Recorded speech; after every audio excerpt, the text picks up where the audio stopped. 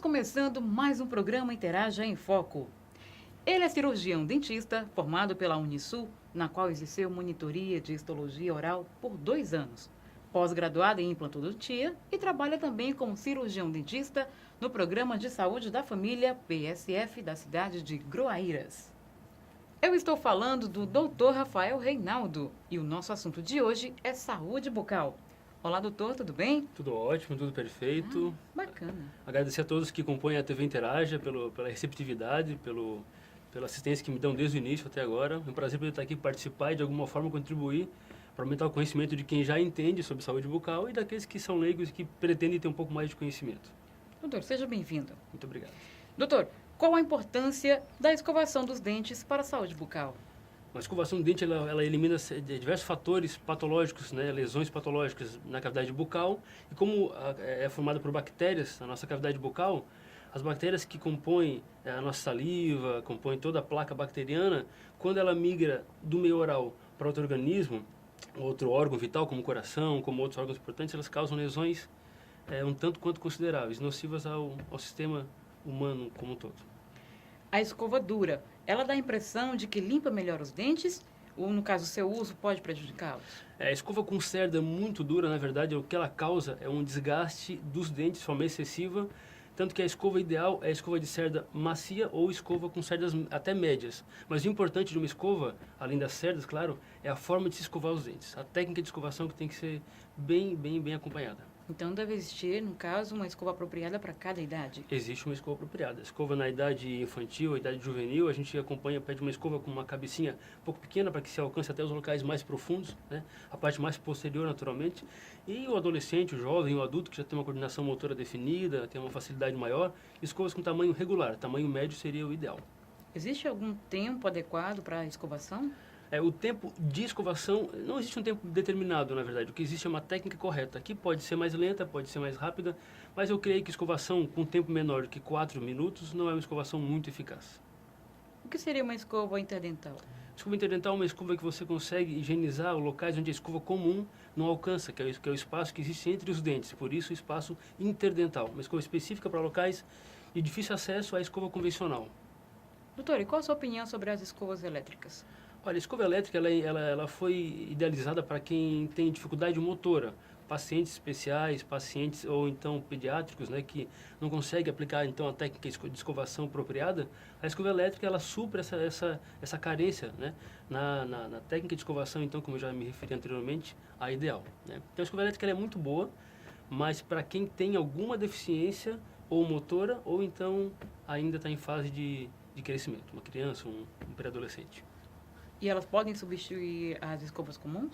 Olha, só até certo momento, né? Um paciente especial, naturalmente, que vai portar aquela deficiência durante muitos anos ou até a vida inteira, a escova elétrica ela está indicada sim para esse paciente permanentemente. Agora, o paciente que é uma criança, que é um pré-adolescente, quando ela fica um pouco mais adulta, cresce um pouco mais, a gente muda a escova para uma escova apropriada para cada idade, na verdade. Quantas vezes ao dia é necessário fazer uma escovação?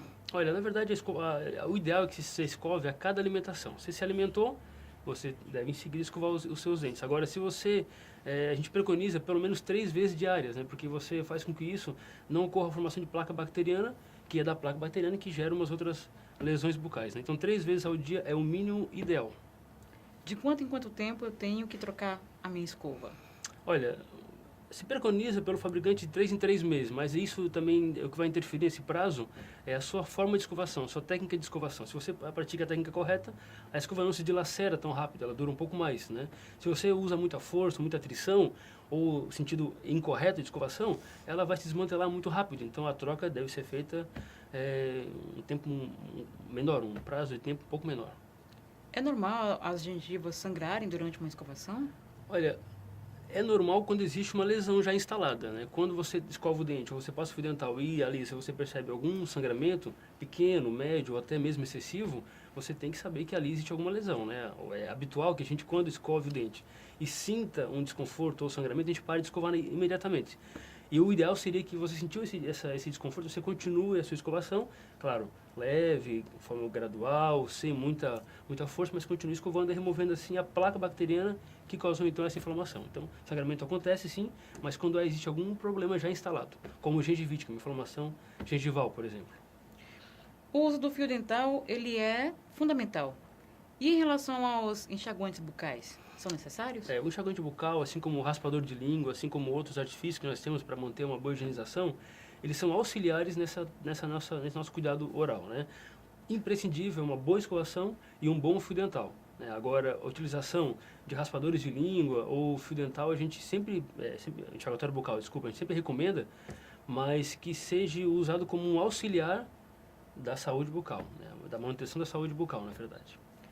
Tártaro e placa bacteriana, qual a diferença? Na verdade, o tártaro é uma evolução da placa bacteriana. Se inicia como formação com adesão de bactérias na estrutura, na superfície do dente, e com o passar do tempo, sem a escovação, a placa bacteriana, ocorre uma deposição de cálcio na placa, e a placa bacteriana se transforma então num tártaro dentário. Então é uma evolução da placa bacteriana, né? Então, também no caso, como você falou agora há pouco, escovar a língua é importante e fundamental. É muito importante. A escovação a língua ela é formada por papilas, né? Se você colocar no microscópio a superfície da língua, o dorso da língua, você percebe que ela é feita por microfilamentos, né? E nos filamentos ocorre uma deposição muito grande de placa de bactéria, de sangue, de células mortas, e aí a gente denomina de saburra.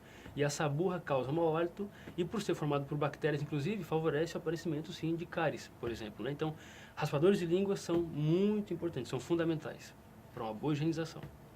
Doutor, como anda a saúde bucal dos clientes, digamos assim, da cidade de Sobral, por exemplo?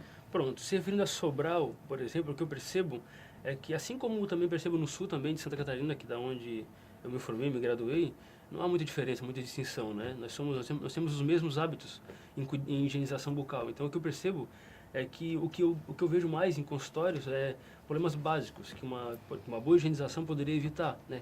Cáries iniciais, cáries um pouco mais evoluídas, também percebo uma falta de atenção com o uso do fio dental, então cáries entre os dentes, por conta de não se utilizar o fio dental, é muito frequente também, né? Mas cáries e falta de uma boa higienização, é o principal, é a base, né? Que eu acho que há uma carência maior nesse sentido. E as pessoas têm buscado auxílio, têm buscado o dentista para informações, tem cuidado realmente? Eu percebo que com a veiculação de informação, né, como hoje nós fazemos, por exemplo, aqui nessa entrevista, né, eu percebo que a preocupação com a saúde bucal ela vem aumentando cada vez mais. Então, o que acontece, né? Meio de comunicação, propagandas de cremes dentais, a gente percebe que há uma procura grande quanto a isso e a preocupação também dos pacientes em associar saúde bucal com estética também, isso é muito relevante. Hoje em dia a preocupação do paciente, além de manter a saúde bucal, é conseguir manter ou devolver a estética que todos almejam, na verdade, né? Então há uma procura assim, muito grande pela manutenção da saúde bucal. Ok. Nós iremos a um intervalo comercial e voltamos já com muito mais para você. Aguarde.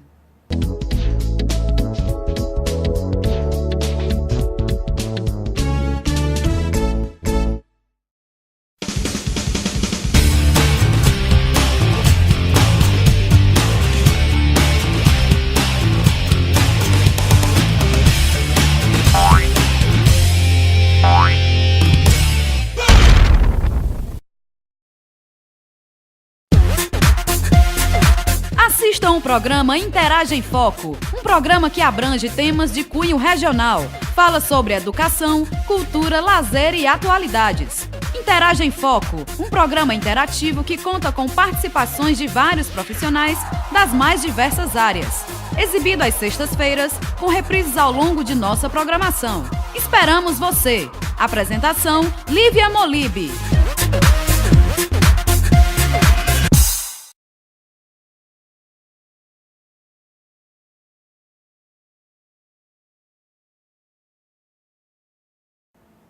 Retomando nosso bate-papo sobre saúde bucal com o doutor Rafael Reinaldo.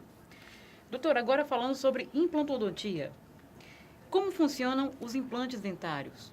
Bom, os implantes dentários, eles objetivam substituir os dentes naturais, na verdade. Qual é a intenção do implante, né?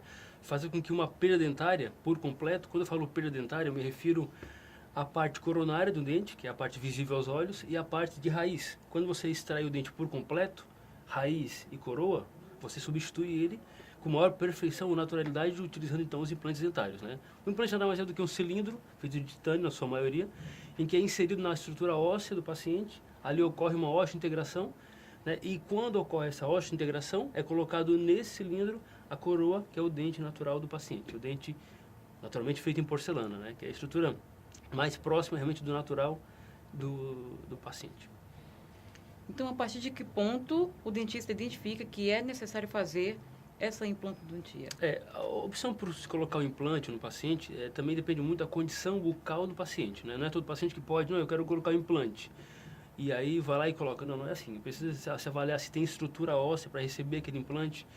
E se tem estrutura óssea, qual é o implante ideal para aquele tipo de paciente, para aquele local que vai ser colocado o implante, se é uma região mais anterior, uma região mais posterior. Então essa avaliação deve ser muito criteriosa e exige alguns cuidados do profissional para que o implante não ocorra uma rejeição pós-operatória. Você coloca o implante, aí porventura você deixou a desejar em algum ponto no seu planejamento cirúrgico e aquele descuido, aquele pequeno desatenção naquele momento pode causar que futuramente o implante sim ocorra uma rejeição. Então o organismo ele aceita muito bem os implantes dentários hoje em dia. É raríssimo o caso de rejeição, raríssimo, mas que um cuidado, uma cuidade muito peculiar em cada caso é necessário. Então cada paciente passa por uma grande avaliação pelo profissional para daí sim descobrir se é possível ou não se utilizar aquele tipo de implante, né, para cada paciente. Lembrando que o implante é uma opção dentre as próteses fixas, né, entre a reabilitação do paciente com o dente fixo, mas é uma opção mais próxima do natural que temos hoje em dia. Quais os exames necessários para realizar a cirurgia de implante? A cirurgia de implante básico é a tomografia. A tomografia ela nos mostra a qualidade e a altura e espessura de osso, que é a base para se poder então se optar por um implante, né? Então, tomografia é uma das exigências. Agora, paciente que tem alguma debilidade, um diabético, um descompensado, por exemplo, ou uma cardiopatia, alguém com tempo de coagulação alterada, então a gente pede exame de sangue específico para cada tipo de paciente também. Então, a anamnese, que é feita inicialmente de cada paciente, inclui um histórico, né, tanto, não só do paciente, mas como histórico de pai, de mãe, de algum problema que já exista, né? Então, o que acontece? A gente faz essa anamnese, essa preocupação, esse histórico do paciente, e aí, de acordo com isso, a gente solicita os exames ou não. Agora, o básico é a tomografia. Outros exames são complementares. E quanto tempo demora o processo de um implante dentário? Ou, no caso, varia de paciente para paciente? Olha, existe um protocolo, né, e o protocolo de Brandemark, ele estipula que na parte superior, que chamamos de maxila, o tempo de osteointegração do implante leva em torno de 6 meses. E na parte inferior, mandíbula, onde o osso é o osso mais compacto, o osso mais duro, mais rígido, é em torno de 3 meses. Então, 6 meses a parte superior e 3 meses a parte inferior. Existem algumas exceções. Existe hoje em dia os implantes que chamamos de implantes imediatos, que é quando você extrai um dente natural, porque já existe um comprometimento desse elemento, e imediatamente você instala um implante no local, no mesmo procedimento cirúrgico. Então, aí sim os implantes imediatos, né? Ainda assim, o tempo preconizado é de 6 meses para a parte superior e 3 meses na parte inferior. Uma outra exceção são os implantes de carga imediata, em que você extrai um dente ou não, mas você coloca o implante no paciente, o cilindro então de titânio, que é o próprio implante, e imediatamente coloca a coroa nesse cilindro. Então você faz com que o implante receba carga imediata, por isso implante de carga imediata. Alguns profissionais, né, conseguem ter um bom sucesso com esse tipo de planejamento, outros infelizmente acaba ocorrendo então a rejeição, porque o organismo ele exige um tempo de osteointegração para que cicatrize o local cirúrgico e posteriormente, aí então os 6 meses ou os 3 meses superior ou inferior, a gente possa colocar a coroa, que é o dente, no implante e receber carga mastigatória sem preocupação de rejeição. Ou seja, de um é feita a extração, logo em seguida é feita uma reposição. Perfeito. É um implante simultâneo. Isso mesmo. Isso é um implante imediato. E implante de carga imediata, quando você coloca o implante já com a coroa. Você coloca o implante e 2, 3 dias depois você coloca então a coroa no implante para receber então a força mastigatória. Isso é implante de carga imediata, né? Eu, particularmente, isso varia de cada profissional, não está errado esse procedimento, a literatura permite que se faça isso. Eu prefiro ter um pouco mais de cuidado quanto a isso, porque quando você passa por uma preocupação de rejeição, é muito desconfortável para o paciente e para o profissional. Tem que, poxa, é um passo para trás. Então, eu prefiro, pessoalmente, executar a cirurgia do implante, manter o tempo de Brandemark, que é o tempo que é o protocolo mais seguro, para que você não tenha uma rejeição de implante. Nesse tempo, então, mas vou ficar sem meu dentinho, então nesses 3 meses ou nesses 6 meses, a gente coloca um dente provisório, que pode ser um dentinho fixo, um dente móvel, mas com caráter provisório, objetivando no final do tratamento, você vai remover o provisório e colocar o dente de porcelana fixo com segurança. Né? Dali, a manutenção é feita como um dente natural, escovação normal, fio dental normal, basta que tenha um cuidado, claro, que é evidentemente que é necessário, mas o cuidado é normal, de um dente normal, sem nenhum tipo de preocupação, além do que já se faz naturalmente, né?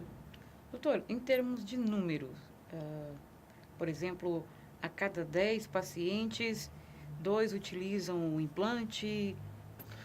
Na verdade, o implante hoje em dia, apesar de que ele está muito mais difundido, o próprio valor dos implantes também hoje em dia é muito mais acessível, mas ainda compreende uma quantidade pequena de pacientes que têm condições bucais de receber o tratamento, e que tem também condições financeiras de passar por um tratamento como de implante, porque querendo ou não exige tempo do paciente, ele precisa dedicar algum tempo aos exames complementares, tomografia, exame de sangue quando necessário, e mesmo o procedimento cirúrgico também, né? O repouso, o pós-operatório, tudo isso implica em algumas situações em que limita um pouco o número de pacientes que podem sim receber o implante, né? Naturalmente que todos nós gostaríamos de poder oferecer o implante a todos que realmente necessitam, né?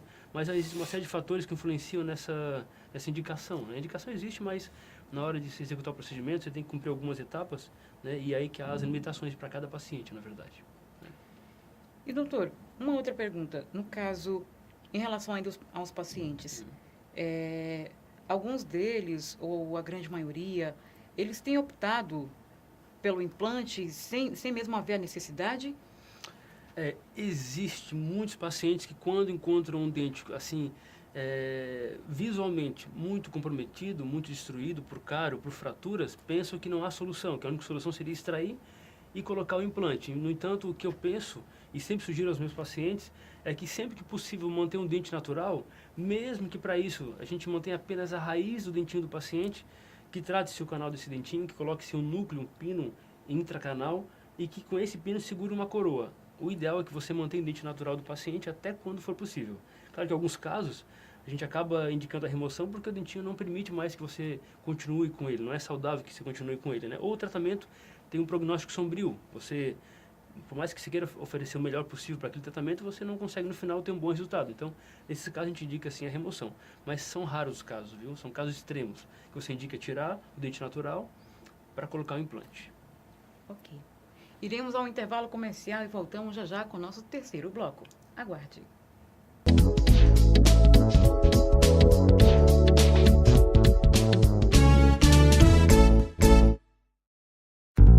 Sobral Meu Canto, um programa que retrata o cenário da música cearense com foco em artistas sobralenses desvendando os talentos da região.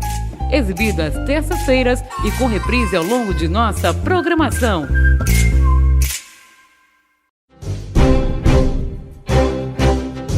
Você pode já!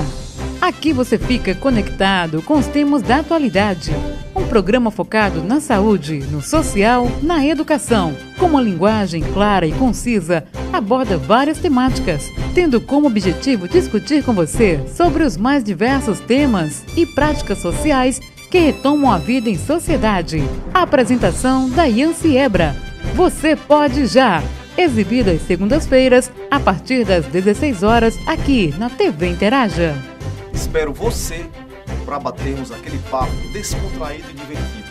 Não é por nada, é apenas porque você pode e você pode já.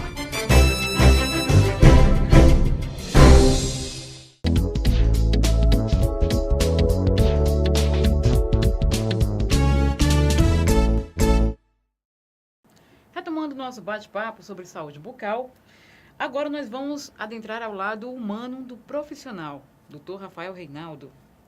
Dr. Rafael, qual a sua naturalidade? Porém, percebi pelo seu sotaque que é totalmente diferente do cearense. Eu sou natural, eu nasci em Criciúma, mas eu fui criado numa cidade muito pequena e muito bonita chamada de Jaguaruna, que é sul do estado de Santa Catarina. É um litoral com diversas praias belíssimas e lá que eu me criei, lá que eu fui realmente criado. E como o Dr. Rafael Reinaldo veio parar aqui em Sobral? por um convite de colegas que até então eu não os conheciam, na verdade, até que eu cheguei aqui no Ceará, por intermédio da internet, houve uma comunicação, um contato, iniciou assim um contato naturalmente, né? A gente pesquisou, procurou saber se Sobral era realmente o local ideal para que a gente nos instalássemos aqui, né? E depois de muita pesquisa, a gente, não, realmente Sobral está em franco crescimento, a gente deve estar lá nesse momento. E desde então chegamos aqui, isso fazem 6 anos atrás, na verdade, né? Na verdade, eu tenho que salientar que vim para cá junto com a minha esposa, que também é odontóloga. Então, juntos, decidimos, né, essa decisão, quando eu falo que tomei a decisão, eu me refiro a mim e a minha esposa, né, a doutora Muriel, que juntos a gente decidiu realmente que Sobral seria o local ideal para a gente dar sequência ao nosso trabalho, que já se fazia há algum tempo já em Santa Catarina. Doutora Muriel, o senhor desenvolve seu trabalho juntamente com a doutora Muriel Fontoura, né, que desde já enviamos votos de apreço e respeito também pela grande profissional que é. Então, fale para a gente sobre essa parceria. Essa parceria já existe há 14 anos, na verdade. 14 anos, quando eu me refiro, é o tempo que nos conhecemos, né? Então, a doutora Muriel, eu sou suspeito de falar sobre ela. Desde sempre, ela sempre foi muito dedicada às atividades que ela sempre executou. Desde a época do final do antigo extinto segundo grau, né? 8ª série, na verdade. Segundo grau, graduação, pós-graduação. Então, muito dedicada, sempre em destaque na sala de aula. Ela sempre foi realmente sempre se preocupou em se manter muito bem atualizada e muito bem informada sobre aquilo que era pertinente naquele momento, né? Então, a doutora Muriel é uma profissional que eu sempre recomendei pela cuidado que ela tem, né? Extremamente detalhista nos casos dela e documenta tudo que ela faz. Então, tudo que ela vai fazer, ela já sabe antecipadamente o que ela tem que executar para que faça com segurança, com propriedade aquele atendimento, com segurança, né? Que todos buscamos, na verdade, né? O senhor também exerce, no caso, seu trabalho em outras cidades? Trabalho num município chamado Groaíras, interior então do Ceará, muito próximo daqui de Sobral, 24 quilômetros para ser específico, e lá eu trabalho há um pouco mais de 4 anos no PSF, que é o Programa de Saúde da Família, né? Então eu trabalho com imposto de saúde e conheço um outro lado, né? Que a gente, por fim, acaba muitas vezes deixando de observar e que é muito importante, você tá dentro. O consultório particular em si, ele te favorece no sentido de que você tem uma estrutura ideal, condição ideal, né? Você decide que material utilizar, então você procura sempre usar o melhor material possível, né?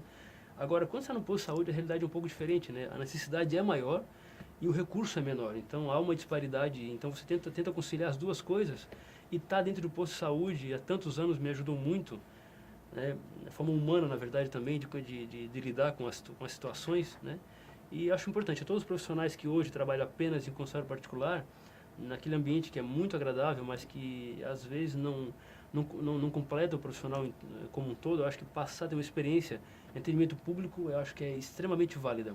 É o mesmo que a doutora Muriel faz também hoje em dia, ela trabalha em consultório particular e também exerce a função em clínicas do governo, né, em postos de saúde. Então, recomendo a todos que nunca passaram por isso, que tenham essa experiência, acho extremamente válida. Não só o profissional, mas ao humano que está por trás daquela máscara, daquele gorro, daquele jaleco. Acho muito importante essa experiência. Agora, deixando o doutor Rafael de lado. O Rafael, como ele lida com essa distância com a família, por exemplo? Bom, respondendo a sua pergunta, eu acho que a maior dificuldade para um profissional quando ele sai do conforto de casa, do lar, é exatamente esse eu vou chamar de desligamento temporário com os familiares, né? Com as pessoas que você tem como referência. E, portanto, essa distância, eu acho que é um obstáculo que só a permanência nos locais que você optou em viver naquele momento, as amizades que você constrói, os objetivos sendo realmente conquistados dia a dia, passo a passo, é que compensam você estar distante dos seus familiares, né? A experiência de vida que você constrói quando você volta para casa depois de tanto tempo, né, buscando fazer o melhor possível como profissional que você acha que é compensatório tudo isso e eu acredito também que todos aqueles que hoje em dia, meus colegas que de Santa Catarina, do Paraná, amigos aqui do Ceará também, eu recomendo também a todos que quando possível, né, desbravem outros locais, porque eu acho que o crescimento profissional passa por isso também, você sair do conforto, daquela segurança que você tem junto com os seus familiares e sozinho desbravar um mundo todo novo, uma experiência toda nova.